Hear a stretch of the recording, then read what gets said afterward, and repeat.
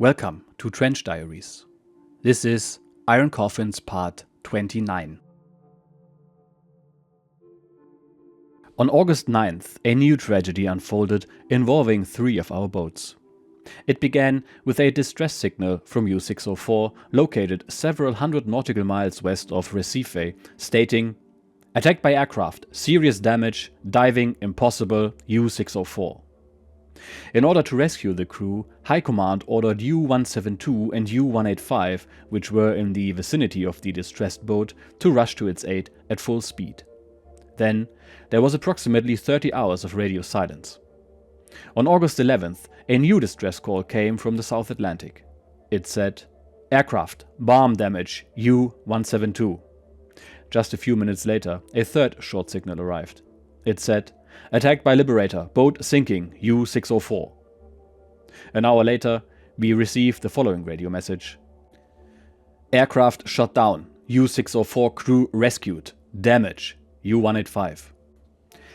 Subsequent reports revealed that U-172 had also taken survivors from U-604 on board and had been hastily repaired with the assistance of U-185. The 2 boats then began the return journey of over 3,000 miles to their home port in western France. However, U-185 never made it. It fell victim to a new aerial attack on August the 24th. On August the 13th, U-230 drifted with only 2 tons of fuel in calm waters, approximately 300 nautical miles east of the West Indies. In the afternoon, we received a 4th directive to rendezvous with a new supply boat, U-525, in square DE-59.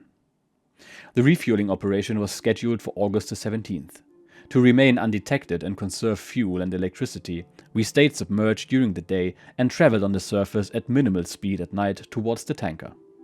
We arrived on time in the assigned square and slowly traversed the area until our fuel was depleted. Then, we drifted helplessly in the gentle swell. Hours later, we spotted a black dot in the distance. It approached slowly, and soon we recognized the familiar outlines of a submarine conning tower. But instead of meeting the tanker, we welcomed U-653, which was also supposed to be refueled from U-525. U-525, however, remained missing. After nearly 2 days of waiting, Siegmann and the commander of U-653 decided on the following tactic. U-653, which still had about 15 tons of fuel, would head 150 nautical miles west, inform headquarters of our location, and return after sending the radio message. This cautious maneuver would continue to keep our location secret, even if the enemy managed to triangulate the short signal from U-653. U-653 soon disappeared behind the western horizon, and U-230 lay motionless on the surface. After 10 tension-filled hours, we sent the distress signal to Dönitz. Then we waited with even greater anticipation for the response. It came at dawn on August 20th, bringing renewed hope. It said, U-653 to share fuel with U-230. Both boats to proceed to square DF91. There, supply from U-847 on August 27th. Return to base via shortest route. U-653 returned after an absence of 46 hours. Instead of refueling in daylight and risking being bombed to pieces, we decided to dive until sunset. After nightfall, both boats resurfaced, came alongside, and soon we were drawing our share of the precious liquid from U-653's bunkers. After the refueling, the boats separated and marched alone to the new rendezvous point. The nights on our eastward journey were calm. We stayed submerged as long as the sun was in the sky. However, as we reached the middle of the Atlantic, where air traffic significantly diminished, we gained many bright hours on the surface. On the night of August 27th, we entered the square of our new meeting point with the U-boat tanker and searched the watery desert for the familiar silhouette. Hours of tense vigilance followed. In the morning, the superstructures of 3 U-boats suddenly emerged from the rolling swell. Shortly thereafter, there were already 6 boats. U-847, the supplier, had also arrived. We greeted the large boat, waved to the men on U-653, conveyed our wishes to U-508, which had come alongside, spoke through the speaking tube with envy to U-415, and sent our appreciation to Emmermann on U-172, who had rescued half of the crew of U-604. However, we waited in vain for the arrival of Maus and his U-185. At this point, it had already settled on the floor of the mid-Atlantic. This gathering of 6 U-boats had to attract the enemy like a magnet. We could only hope that he had no idea of our meeting. Therefore, U-653 and U-415 wasted no time. They came alongside the supplier and began taking on the allotted amount of fuel. 3 hours of the highest alertness followed. Afterwards, U-653 handed over its hoses to us, and U-230 began sucking the fuel from U-847's bunkers. Soon, U-415 also received its share and made room for U-172. Just before U-415 submerged for the trim test, we wished it a safe return to Brest. If I had been clairvoyant, I would have sent it a prayer, because 7 months later I would become the commander of U-415. Severely impaired in our maneuverability and nearly helpless against an aerial attack, U-508 and U-230 drifted on a parallel course next to the supplier.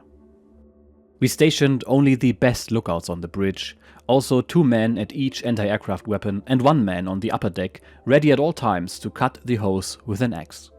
However, the crew of the supplier behaved inexplicably carefree. The men lay on deck, lazily hung over the railing, or stood like bouncers on the large bridge. Astonished at such recklessness, I called the boat's executive officer through the voice tube. "What is wrong with you people? Are you not afraid of air attack?" "We haven't seen a single plane since we left the Denmark Strait," he shouted back. "Be more careful. So much luck can't last forever. By the way, where are you headed?" "To Japan," he cheerfully replied. "But after we've given you 50 tons of fuel, we probably only make it to Surabaya." I wished him and the crew good luck, but I had my doubts. Soon after, our hose was detached and U-230 withdrew from the perilous situation. After a brief trim test, we surfaced again and cautiously marched northeast, following in the wake of our predecessors and on a straight course to Brest. That late afternoon, we heard the echoes of numerous detonations rolling across the Atlantic from the direction of our extended wake. Instinctively, we knew that the bombs had spelled the end for the men of U-847. Our assumption was confirmed 2 days later. U-508, the last boat to complete the fuel transfer, radioed on August the 29th with the following details. U-257, U-172, U-653, U-230, U-415, U-508 supplied from U-847. U-185 did not arrive. On August the 27th, air defense, later heavy detonations, presumably U-847 bombed. In response to repeated signals from command to immediately report their location, U-847 no longer replied. The boat had been detected, bombed and sunk by the aircraft from the American aircraft carrier CARD.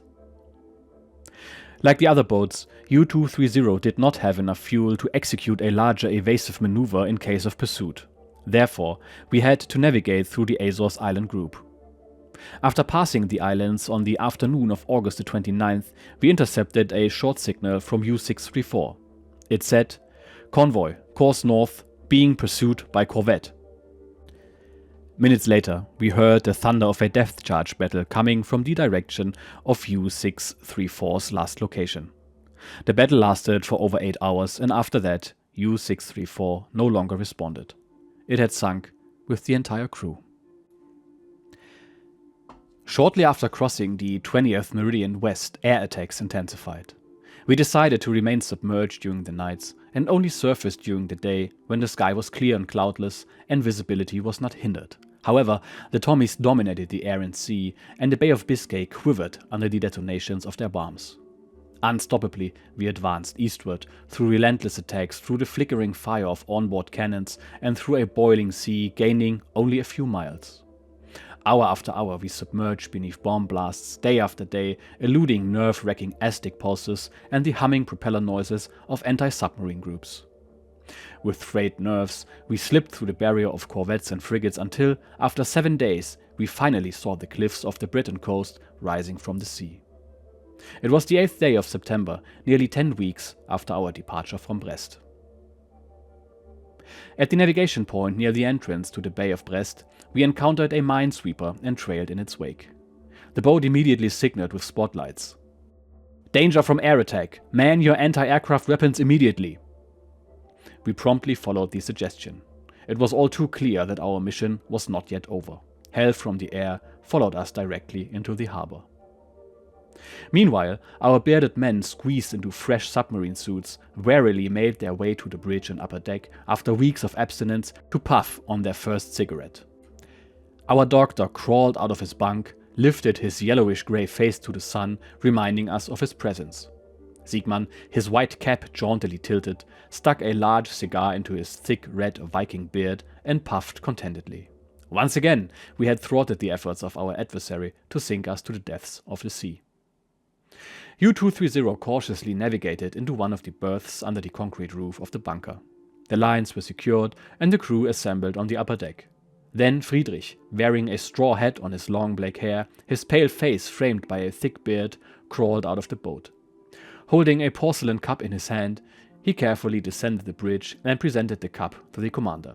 "Herr Oberleutnant, I am reporting this is the last drop of fuel that I could squeeze out of the bunkers."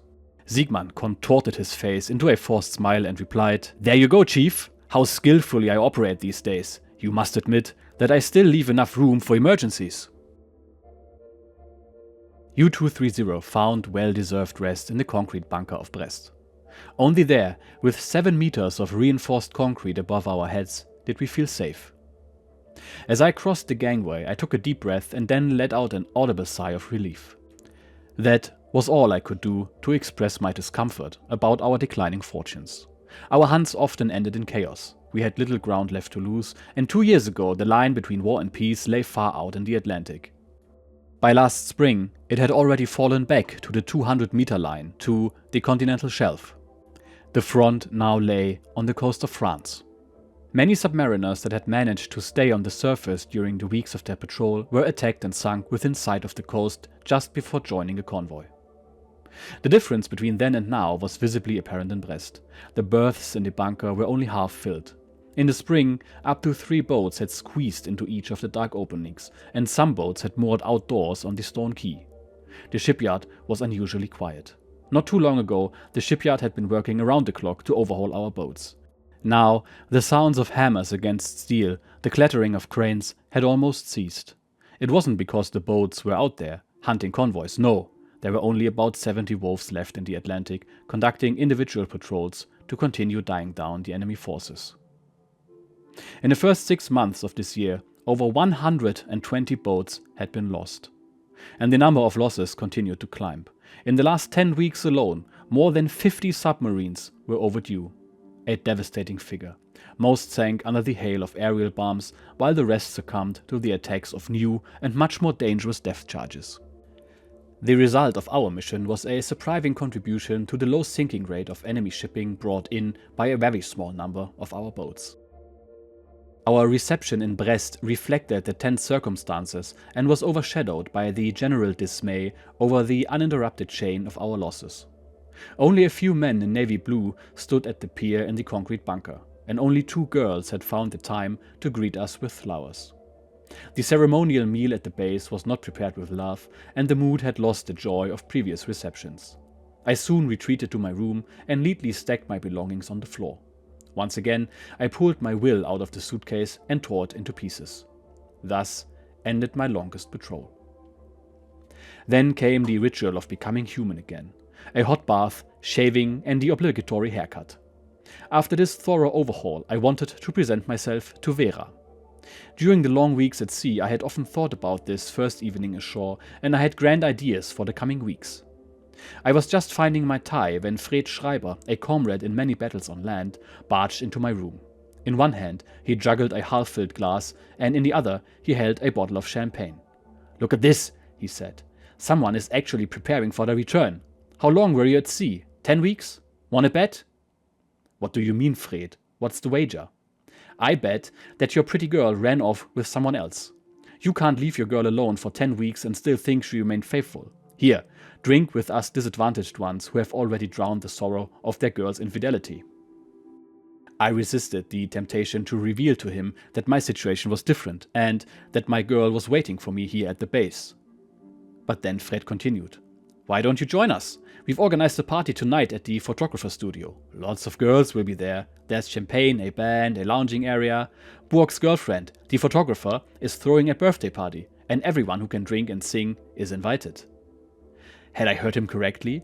Extremely interested, I asked, "Tell me, Fred, who is this girl throwing the party?" "Ooh la la, you don't stand a chance. She's taken by Burg. It's Vera, the photographer. She lives on the 4th floor." That was the end of my dreams, my beautiful plans. I took Fred's glass, filled it with champagne, and washed down my frustration over Vera's unfaithfulness with a big gulp. I told Fred that I already had another appointment and thanked him for the invitation. After he left, I lit a cigarette and tried to put the disappointment over Vera out of my mind. Of course, I had no claim to Vera. She probably hadn't expected my return anyway. Too many of my friends had stayed outside, and the lifespan of a U-boat crew member on the front had shrunk to 6 or 7 months, not more. Vera had every reason to forget me. I eventually compensated in another way. Riedel, Friedrich and I celebrated our return with a gala dinner at the Seekommandant, the German restaurant that offered everything a hungry sailor could desire. Meanwhile, during the shipyard refit of our U-230, 2 larger 20mm twin mounts and 1 20mm quadruple flag were to be installed. A measure we had long awaited. The firepower of these 8 barrels would undoubtedly deter many English pilots from swooping down on us and releasing their bombs. A new radio frequency detector, the Wanze, replaced the outdated Metox device. The Wanze could intercept wavelengths in the lower centimeter range, providing us with a device that would warn us of insidious approaches, especially at night. Our experience had shown that turning off the Metox prompted the enemy to use their active detection equipment to find us. In addition to these improvements, new torpedoes had also been developed and were now ready for deployment. These and other weapons promised a soon-to-come change in the U-boat war. The time for change was indeed long overdue. 37 boats were lost in July alone. Out of 17 boats that had attempted to cross the Bay of Biscay in the last days of July, 10 had paid the price with their lives. In August, another 16 boats were sunk. This meant that over 100 U-boats had been destroyed in 4 months, 60% of the operational U-boat fleet. The consequence was catastrophic for the course of the war. Our sinkings of Allied shipping had dropped from almost 1 million tons in March to only 96,000 tons in August. Many comrades, many familiar faces had disappeared.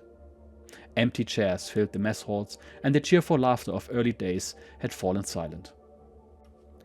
Those of us who had escaped once again had every reason to believe that our faces too would soon be missed. A harrowing escape for our boat as the Allied ASW tactics come into full effect. The author himself talks about how the Navy loses 60% of the operational U-boat fleet during this time, a blow from which they never recovered. A prime example is the new radar warning receiver device, the so-called Wanze or bedbug, which was a radar warning receiver that was in service for a total of only 3 months before it was deemed ineffective and its use banned as a result. And when it rains, it pours, because next to the defeat on sea, Herbert also suffers a defeat on land, with Vera looking for good fortunes elsewhere. Although I'm sure he will waste no time to do the same. Anyway, that's all for today. I will see you in the next episode. Until then, cheers, bye bye.